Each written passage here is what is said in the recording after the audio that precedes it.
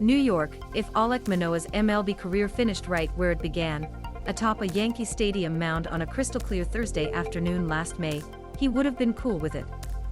If he looked so hopelessly out of place against the world's best hitters, serving up missile after missile over outfield walls, that no MLB club would ever give him another opportunity, he would have understood.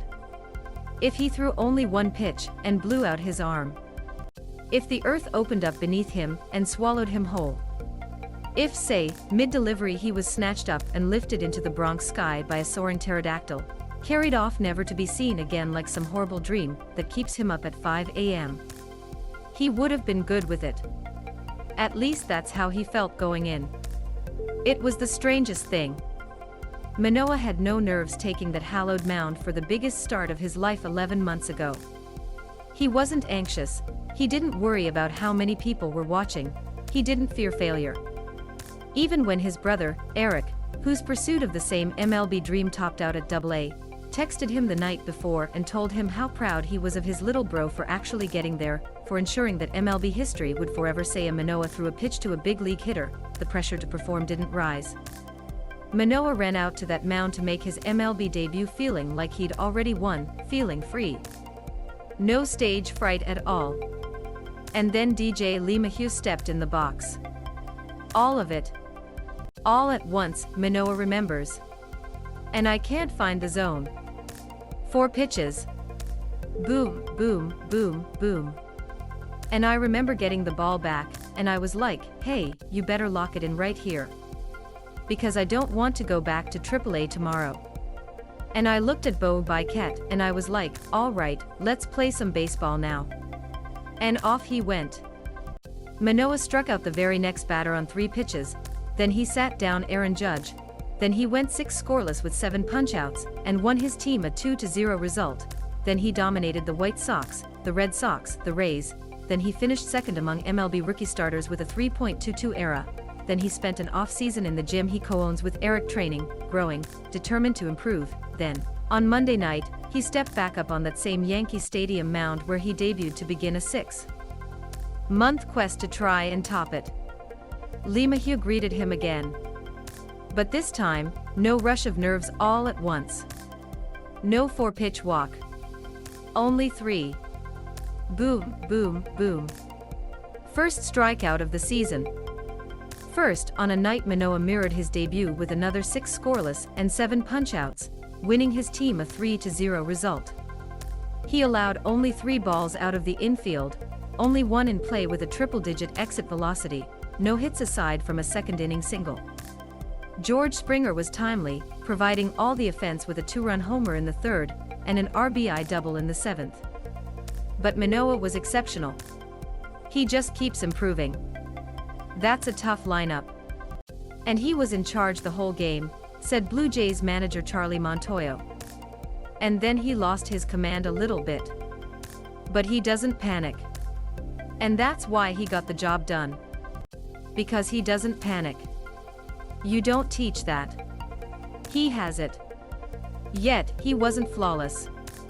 The first 2 innings were a breeze, but Manoah lost the zone in the 3rd, walking the bases loaded with 2 out before breaking Giancarlo Stanton's bat and getting a phenomenal play from Biquette behind him to escape the jam. And he was still missing spots in the 4th, landing pitches a little too far off the plate to lefties, who accounted for 3 of his 4 walks. But the 5th was a breeze, and he struck out a pair in the 6th, finishing his night sitting down 9 consecutively on his 3rd trip through. You can be a little scattershot if you're also going to be so effective. Up to 96 m.p.h. With his fastballs, Manoah played sliders and changeups off 4-seamers and sinkers to rack up swinging strikes, 16 in all, with each of his pitches. And he appears to have made significant strides with his changeup in particular, which Manoah threw 17% of the time, a higher usage than in any of his 20 starts last season. I feel like in college, I didn't really need it. In the minors, didn't really need it. And last year, didn't really need it a whole ton, Manoah says. But being able to mix that in and keep hitters off balance, I think is going to be huge. Manoah tweaked his grip on that pitch this winter, seeking a bit more life. And he appears to have found it with an 82 RPM increase in its spin rate year over year. He's found confidence in it, too. Manoah used it against lefties in any count, and he even got right-handed slugger Giancarlo Stanton to pop one up in the second inning. It's come a long way, he says. The confidence is there. The movement's there. And I feel really good throwing it.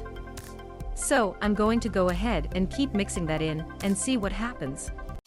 He's getting better, Manoah is. As he should be.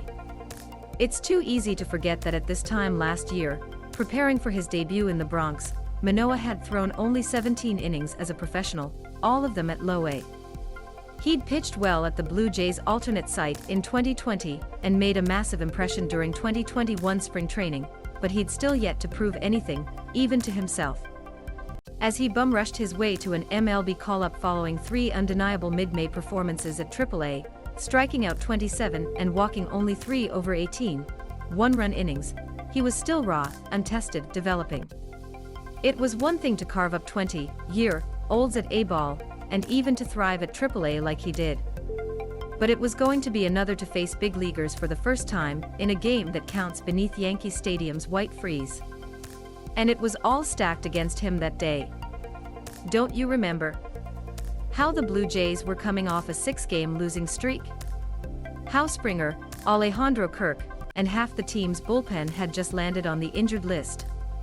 How another young, up-and-coming starter, Nate Pearson, had just flamed out in his 2021 debut? How most of the hitters in New York's lineup had faced Manoah twice in spring training, and knew exactly what he'd try to do to them? How the Yankees canceled the game as scheduled the day prior due to the threat of rain, disrupting Manoah's routine, and forcing him to sit with the pressure of it all for another night ahead of a doubleheader. I remember throwing in the outfield that day, the day that it got canceled. I'm looking around and the sun is shining. Like there ain't no rain coming, Manoah remembers. And there's only one reason you cancel a game on a guy's debut. It's like, hey, we know you lost sleep last night.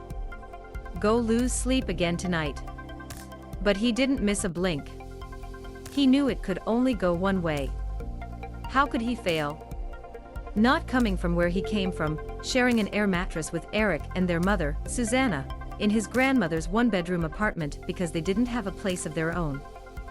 Not after all the sacrifices Susanna made to get him there, skipping dinners because she didn't have money left over to feed herself after putting food on the table for her boys, repurposing the same old catcher's equipment every little league season because she couldn't afford anything new, waking Alek up at 6 a.m. for the ride to a travel ball game she'd arranged with a coach because she had to work multiple jobs that day.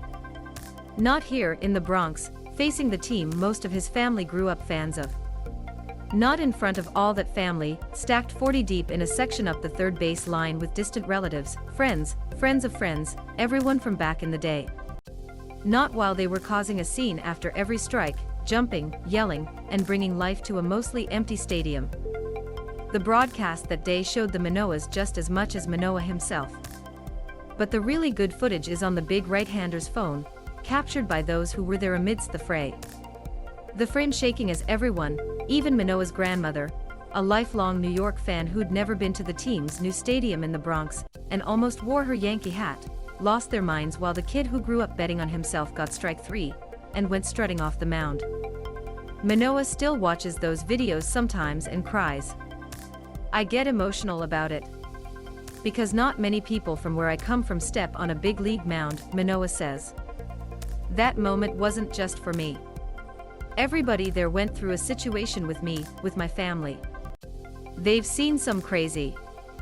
And now they're at Yankee Stadium, and I'm striking out Aaron Judge. Like, how else are you going to react but going crazy and yelling? I plan on having a great career, you know. But going into that game, it was like, if this is the last one, we're good with that. Because my mom, she'll never forget that moment. And for us, you don't know how long good things are going to last.